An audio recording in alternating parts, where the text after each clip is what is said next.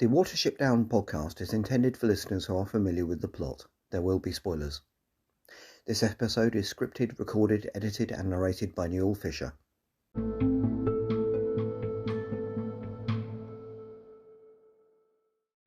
Hello, and welcome to the Watership Down podcast episode 123, in which we will be looking at Season 1, Episode 1 of the TV series, and Episode 1 of the series overall, The Promised Land. First, though, a bit of borough keeping. Can I remind you again about our appeal to raise funds for the Rabbit Welfare Association and Fund via justgiving.com, the link to which will be in the notes, or just search justgiving.com under my name, Newell Fisher. On the subject of animal welfare, I allowed myself to get a little more political than usual last week by posting the news that the devolved government of Wales here in the UK has just finally banned the use of snares at long last. The most political I have ever got on this podcast was in episode 13 on chapter 17 of the 1972 novel The Shining Wire, where I condemned their use in pretty forthright terms. Where I live, in England, their use remains legal, though with some controls. Let's hope the rest of the UK, England, Scotland and Northern Ireland, or the north of Ireland, follows Wales' example, soon. Lastly, just a reminder that I am now showcasing Watership Down fan art by posting any that is submitted as the podcast title image on YouTube and posting the art on the podcast Instagram feed with no podcast title getting in the way, all of course with full credit given. I am not actively canvassing for contributions, so if you want to showcase your Watership Down themed art or know of someone else's art that you think should be, please get in touch with me either by social media or by emailing me at the Watership Down podcast, all one word, at outlook.com. Anyway, let's get back to Watership Down as you have never seen it before.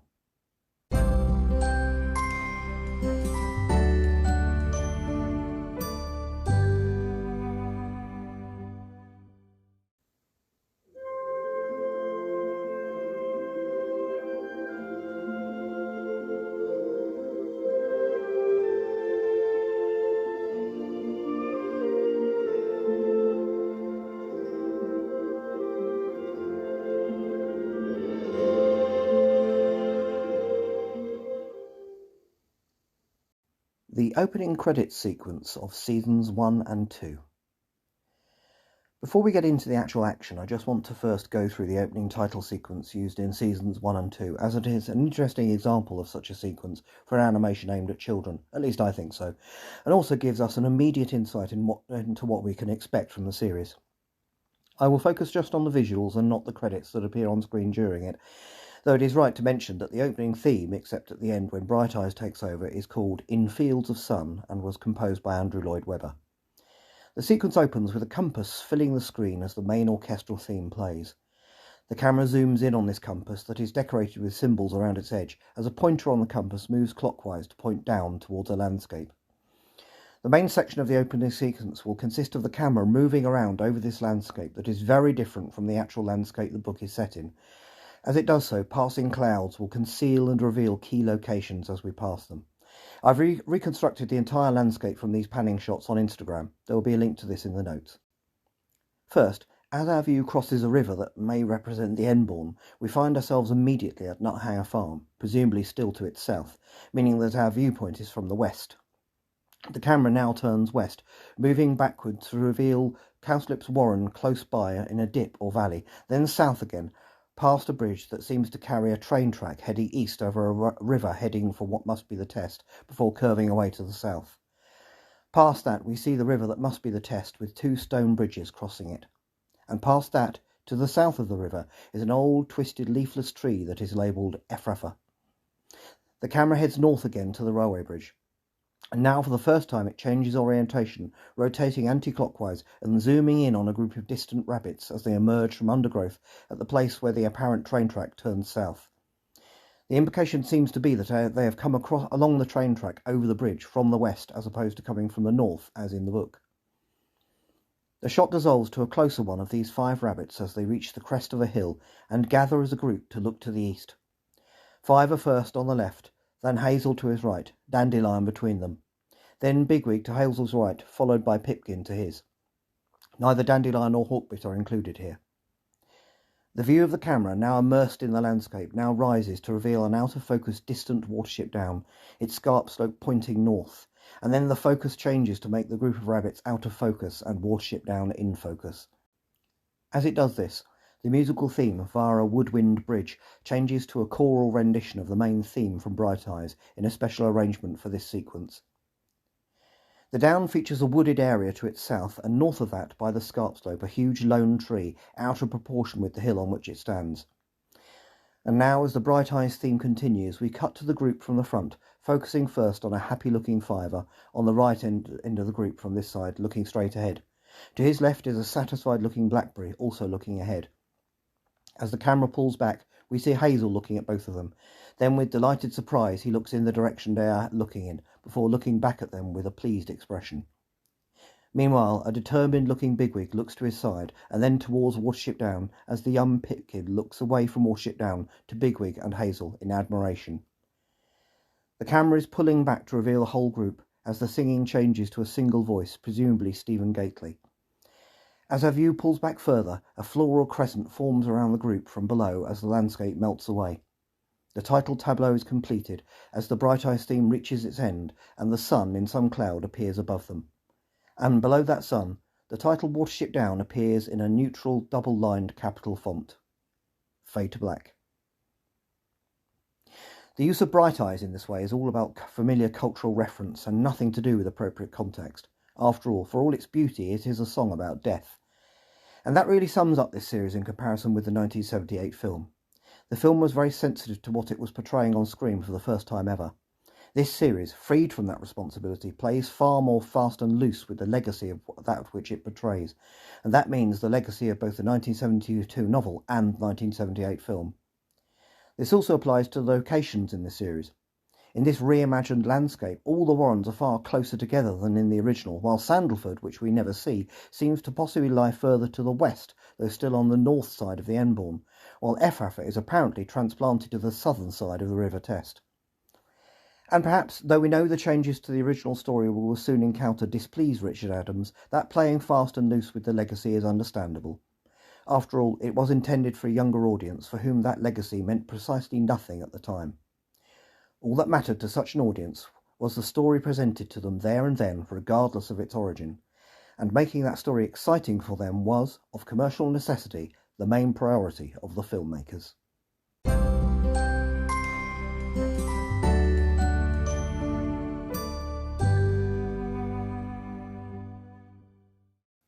Season 1, Episode 1, The Promised Land.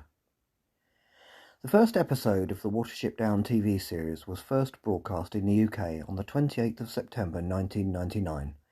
It was written by Martin Riley. There will be a link to the full episode on YouTube in the notes, because that is one advantage of going through a series that is no longer of significant commercial value. You can easily watch it for free. As the credits end, woodwind music accompanies a view over trees. The camera pans up to show the Watership Down of this series in the distance. Panning shots of sky and downs accompany the final credits, and then a seagull soars from behind a cloud. This is Kihar. In the next shot we see Watership Down from the air, represented as a downland plateau projecting out from the land behind it with a lone tree at its centre. Kihar swoops around the tree while crying out his name, and the shot pans to the woodland behind the lone tree on Watership Down. And now we are at ground level in woodland with rabbits.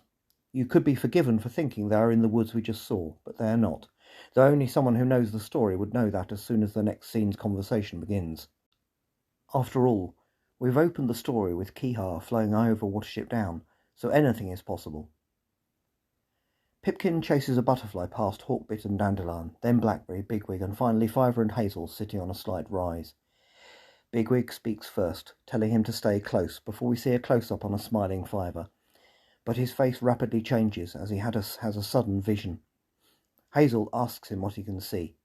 He replies, "High lonely hills where the wind carries every whisper." We see his vision of the vastly out-of-proportion tree on Watership Down, and he tells Hazel that's where they have to go. As soon as Hazel asks if it is very far, we hear Kihar again in the distance. The rabbits are cowed by the sound of him. Pipkin is intrigued at the sight of him soaring in the sky, and is immediately patronised by Bigwig after the doe Blackberry reassures him that not all birds are ill. All the characters are getting a chance to introduce themselves now, as Hawkbit puts Bigwig down as being a know-it-all captain of Owsla. Bigwig's first promotion in the Watership Down universe. Bigwig says they would have never gotten this far without him, to which Hawkbit replies that they should never have left Sandalford. Let's give some context here. These are the woods south of Sandalford Warren, which doesn't appear in the series at all. We have joined the story here at the equivalent of the end of Chapter 7, The Lendry and the River, in the 1972 novel. But Kihar is already present, almost acting as a herald for the new home they are seeking. And now Fiver's vision continues with a warning that there was no hope for anyone who stayed behind. Dandelion pipes up for the first time, denigrating Fiver's habit of having visions. Hawkbit joins in with the mockery and Bigwig laughs. So why exactly did they leave Sandalford along with Fiver? But there has been enough talking for now. Some action is needed. After all, this series is aimed at children. That action begins with the sound of a dog barking. Bigwig says it hasn't got their scent yet, and Hazel suggests they go before it does. And now we see the dog. It is not the relatively benign collie of the 1978 film. This dog is more like a Rottweiler and has an angry face. At present it is barking up a tree at a squirrel, but then we see it sniffing the ground. After a few moments it begins running towards the rabbits. We see them running away from it now, as Bigwig says it now has their scent. Hazel says to Bigwig that they need to distract the dog to give the others a chance to get away. What follows is a perfect example of the kind of relatively calm event from the original book, the drama of which is vastly increased here for a younger audience. Hazel and Bigwig hide in a hollow log and taunt the dog by emerging from each end one at a time, making it run from one end to the other in true Rowsby Wolf style. Eventually the dog tires of this and squeezes into one end of the log in an attempt to get them. It is now thoroughly enraged, so they leave from the other end and roll the log down a slope where it smashes against a tree, leaving the dog dazed. Meanwhile, the rest of the rabbits have reached the River Enbourne and have realised there is no easy place to cross. Hazel and Bigwig turn up at a run, and Bigwig orders them to swim the river immediately. Pipkin says he will not be able to, and while Hazel and Bigwig discuss defending the others from the dog in a last stand, Blackberry is looking for a solution, which he finds almost straight away. There is a log floating on the riverbank. She points out that it floats. Fiver understands straight away and tells Pipkin to jump in and hold on to the log. Fiver joins him as Blackberry holds it steady. And then the dog arrives, enraged. Blackberry pushes the log out into the river and swims after it. Bigwig pushes Hazel in and follows him just as the dog arrives at the riverbank. The log, with Fiver and Pipkin holding onto it, is floating across the river in the right direction. But now it begins to turn and float back towards the dog. We see Hawkbit and Dandelion arrive at the other side of the river. They look back in shock to see the two small rabbits floating towards the dog. Hawkbit shouts a warning to Bigwig as the dog jumps in the river. Fiver tells Pipkin he's sorry it will end like this. Just then Bigwig surfaces between them and the dog, just in time, and pushes it in the right direction away from the dog, which gives up for some reason and climbs up on the other bank bedraggled, with final growl in the rabbit's general direction. Hazel congratulates Blackberry on her trick, and says that it is worthy of Ella Ra. For now we come to one of the saddest simplifications of language in this series. The name Ella Ra was thought to be too complicated for children, and so here it is shortened to just Ella Ra. I'm not sure how that translates into a lapine.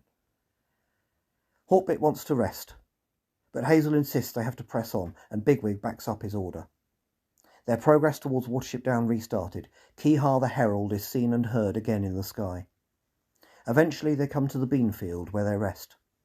Pipkin wants to explore, and despite Hazel telling him not to go too far, he ends up at the edge of the field, having followed a frog. And here the encounter with a bird happens. In the novel, this consisted of Pipkin and Fiver being attacked by a crow on their way to the beanfield. In the 1978 film, this was the point at which Violet, their only doe, was taken by a bird of prey. In this series, the encounter with the bird will be very different. Pipkin surprises Kihar the seagull, who is sitting on a fence at the edge of the field. And so a rabbit meets Kihar 14 chapters earlier than in the 1972 novel. They have a conversation in which Kihar reveals he has lost his peak water, which he translates as meaning the sea, and is hungry. Pipkin says it must be wonderful to fly, and would mean they could find the high hill they're trying to get to. Kihar realises they are lost as well, and mentions someone called Hannah, who is also lost. Hannah is apparently a mouse, and says that if you have no home, you should make your home where you find yourself.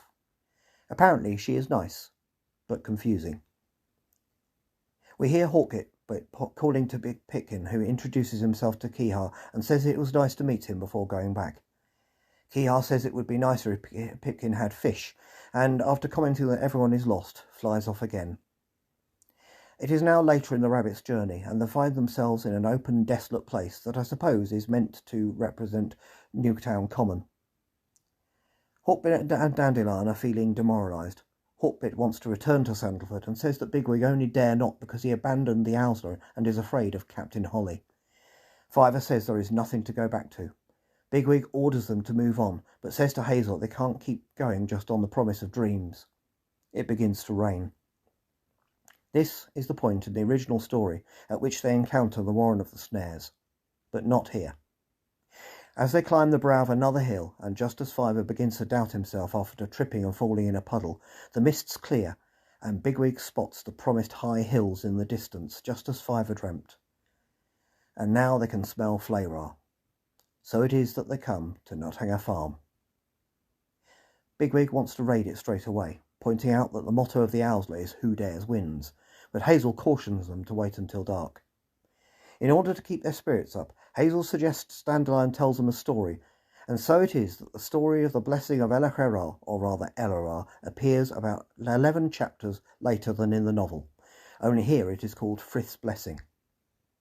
As in the 1978 film, the portrayal of the story is more abstract than the rest of the action. However, not having yet encountered the Warren of the Snares, the inspiration for its style will not yet be clear, but the disjointed form of the characters in the story are inspired by the shapes of the Warren of the Snares that we have yet to encounter. At first we see the story being told by Dandelion, which makes this the first time a rabbit storyteller of Watership Down is properly portrayed on film. The story, though its telling is short, is broadly the same as the one from the novel, except that Frith blesses the Allil in his sun cave, where, interestingly, we briefly see a design of Frith and his rays picked out with stones. It is now dark at Nothanger Farm, and Bigwig says it is time for the raid to start.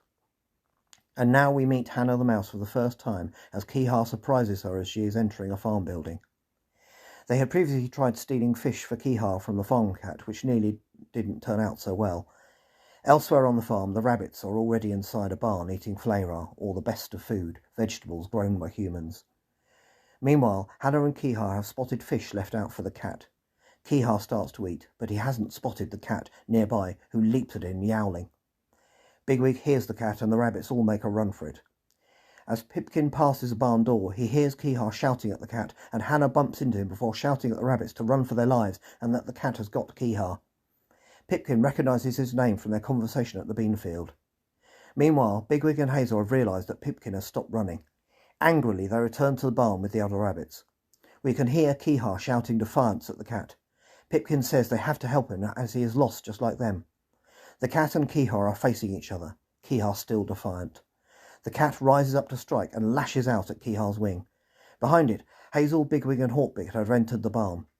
The cat prepares to strike again, and a stack of pots fall over on it, giving Kihar the chance to escape with one last fish, followed by the rabbits. We see the cat, unharmed, emerge from the pile of pots and begin to eat the one fish Kihar has left. Outside the farm, they all rest. Kihar's wing is hurt, and he cannot fly for now. Pipkin says he should come with them to the high hills.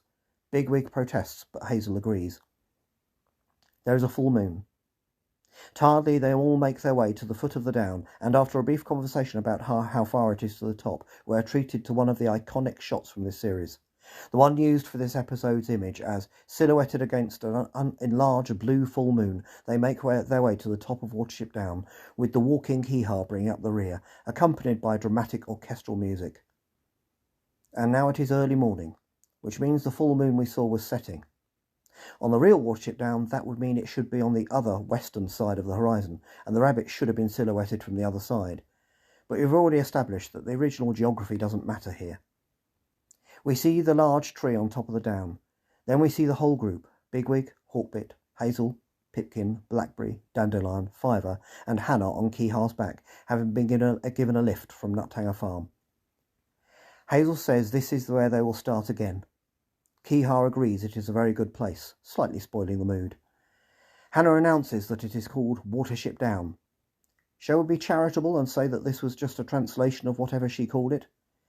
In any case, Hannah is not the first animal to use its human name. This honour, I believe, goes to Hyzanthe, who, in the chapter Hyzanthe in Action in Tales from Watership Down, published 3 years earlier in 1996, refers to herself as a watership rabbit. Whatever word or words rabbits or mice use for Watership Down, we never find out what they are, as they are always translated into English. In any case, Fiver repeats the name Watership Down, and then says, home. The camera zooms in on that iconic tree, and we hear Stephen Gately singing the main refrain from Bright Eyes as the credits play, with a distant view of Watership Down in the background.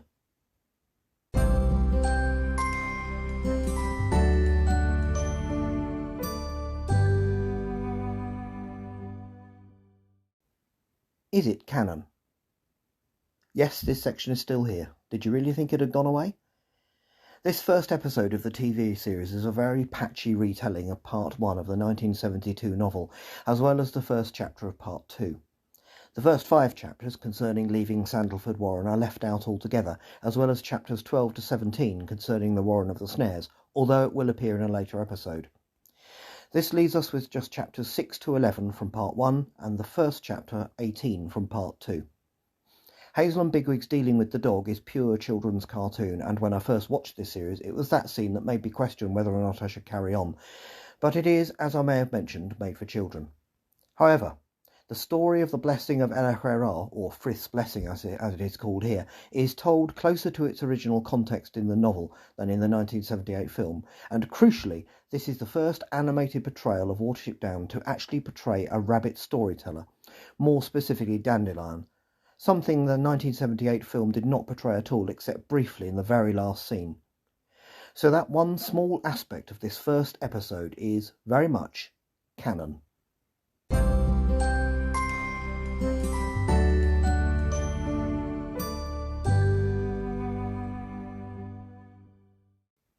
Next time, Episode 2 of Season 1, Home on the Down.